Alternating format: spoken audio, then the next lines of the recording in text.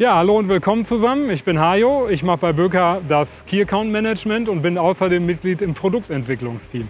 Heute stelle ich euch den Feldspaten M1874 vor, das möglicherweise vielseitigste Outdoor-Gerät noch vor der Axt. Der M1875 ist die Mutter und der Urvater aller deutschen Feldspaten. Er wurde auf kaiserlichen Erlass als tragbares Schandzeug im Jahre, Überraschung, 1874 bei der kaiserlichen Armee eingeführt. Also letztendlich ohne Veränderung, aber mit anderen Modellen, die noch im Einsatz waren, war er noch in beiden Weltkriegen im Einsatz.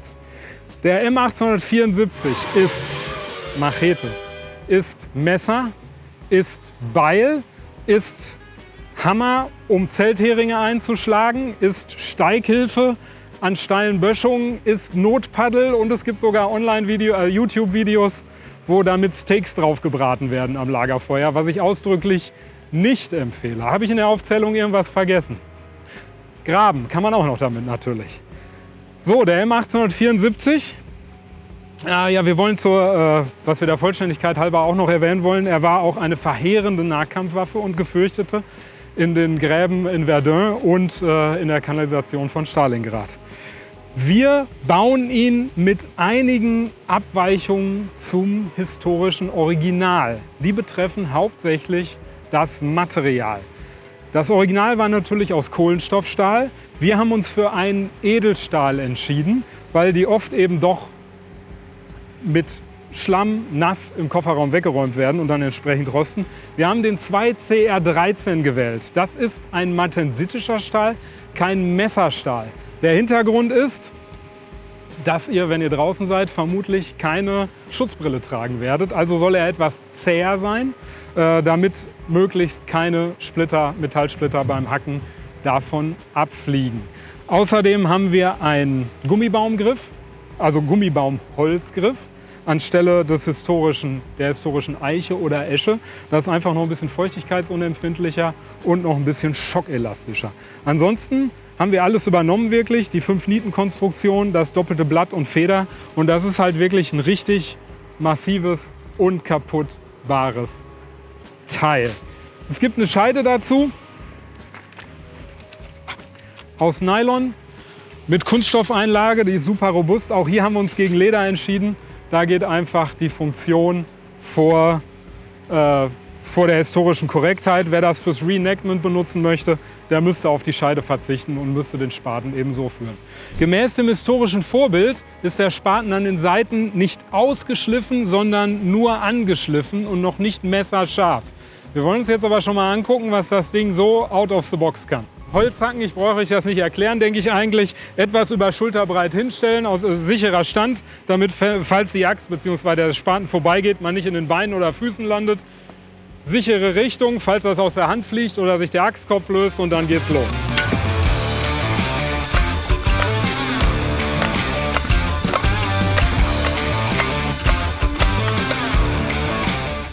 So, jetzt gucken wir uns das Ganze nochmal an, wie das als Fellachs funktionieren würde in Rundholz.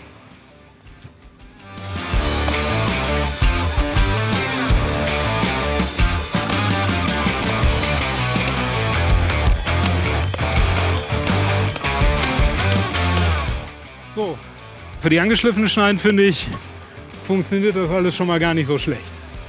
So, jetzt gucken wir uns die ganze Eignung noch mal als Brechstange an.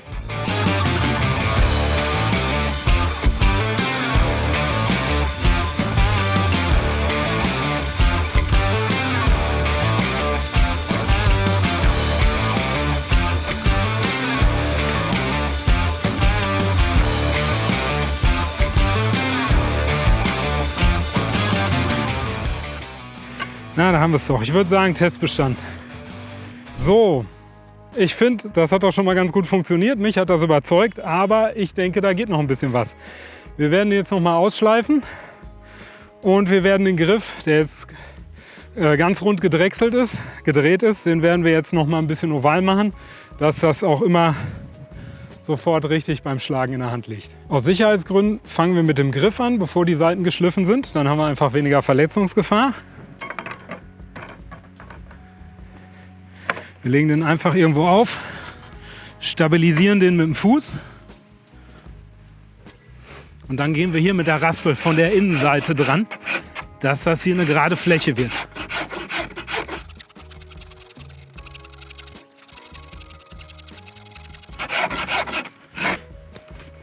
Zwischendurch immer mal wieder kontrollieren, dass das auch schön gerade fluchtet mit dem Blatt.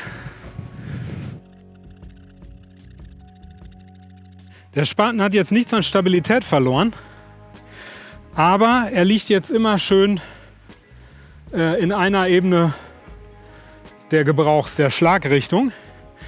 Ich würde es nur an einer Seite machen, man kann es auch an beiden Seiten machen, aber ich würde es nur an einer Seite machen, weil man dann auch direkt weiß, wo die gekröpfte Seite ist. Egal, ob man den links oder rechts hält, dann hat man ihn immer richtig mit der Schlagorientierung.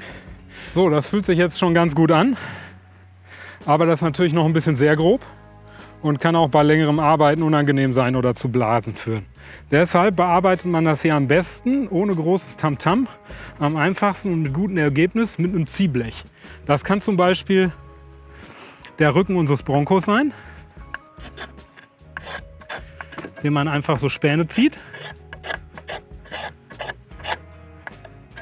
In beide Richtungen ein bisschen.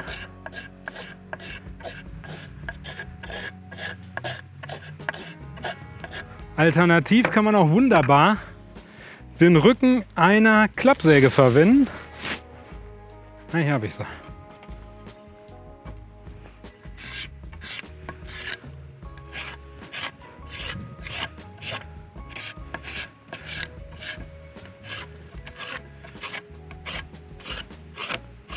Das geht ebenso gut. Wer der absolute Ästhet ist, der kann auch noch mal grob mit Schmirgel dran, aber dann bitte wirklich mit grobem Schmirgel. Macht da keine polierten Oberflächen wie die Mahagoni-Ausstattung in einer Luxuslimousine draus. Ihr wollt das ein bisschen rau. Ihr wollt, dass das gut in der Hand liegt und wenn das feucht ist, noch einen guten Grip gibt. Deshalb, hier muss keine Laubsägearbeit draus gemacht werden. So, der Griff funktioniert jetzt für meine Begriffe. Dann gucken wir uns mal den Schliff an. So, jetzt machen wir uns ans Ausschleifen der Kanten. Auch das muss bei diesem Gerät nicht rasiermesserfein auf dem belgischen Brocken poliert werden. Auch hier reicht was Grobes, ein Winkelschleifer mit einer groben Schubscheibe. Zieht euch Augenschutz an als absolutes Minimum, Gehörschutz und auch eine Maske, eine Grobstaubmaske, weil zumindest wenn ihr länger schleift, wenn ihr mal einen Klingenrohling mit einem Winkelschleifer bearbeitet, irgendwo raus aus einer Feile oder sonst was, die ihr vorher weich geglüht habt. Ihr habt hinterher trotz Maske wirklich abends, wenn ihr euch die Nase putzt, schwarzen Staub im Taschentuch. Deshalb, also das ist hier alles nicht übertrieben und alles kein Quatsch. So, ich habe mich soweit rausgeputzt, aber ein Hinweis noch.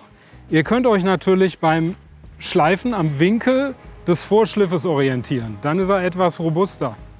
Ich mache den gerne noch etwas flacher und zwar so flach, dass ihr das zur Not und draußen auf einer Betonplatte abrichten könnt. Damit könnt ihr den Schliff hier auch immer wieder überprüfen. Geht dann nur nicht zu weit nach hinten, dass ihr euch hier den Mittelteil nicht verkratzt. Das könnt ihr euch zum Beispiel noch ein bisschen mit ein paar Schichten Klebeband schützen. Ich mag halt, wenn die beiden Seiten in einer Flucht sind. So, hier, da verkratzt nichts.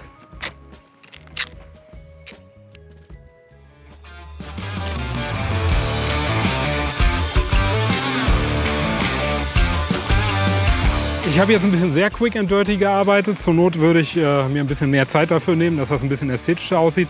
Aber wir gucken jetzt mal, ob ich den Winkel ungefähr getroffen habe. Ich habe Handschuhe an, weil das Blatt jetzt wirklich ziemlich warm geworden ist.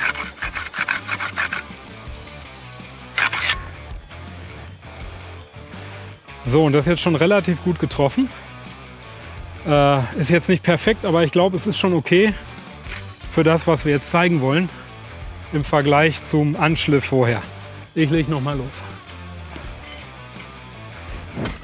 Ja, man sieht, das beißt gleich ganz anders.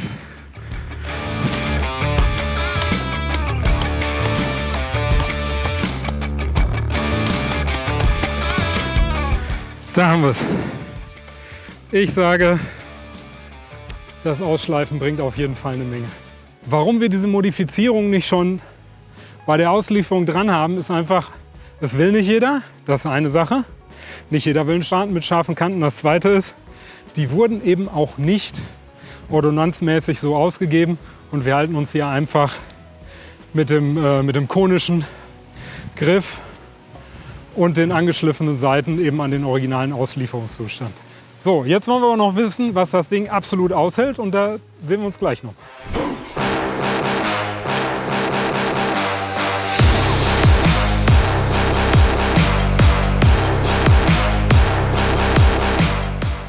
Bisschen verkratzt an den Nieten, aber das war's.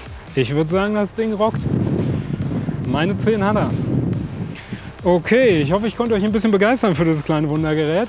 Wir sind so neugierig wie ihr, wir wissen es nicht, ob es klappt, aber auf besonderen Wunsch eines Kameramanns, der es unbedingt sehen wollte, versuchen wir jetzt noch diese Betonplatte hier, die Waschbetonplatte durchzukriegen.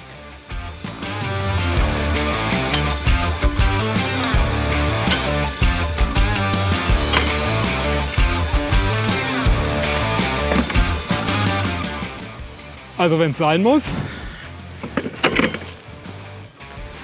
geht auch das. Ich mag ihn immer mehr. Und ansonsten bleibt neugierig, geht mal wieder raus, habt eine gute Zeit. Bis zum nächsten Mal.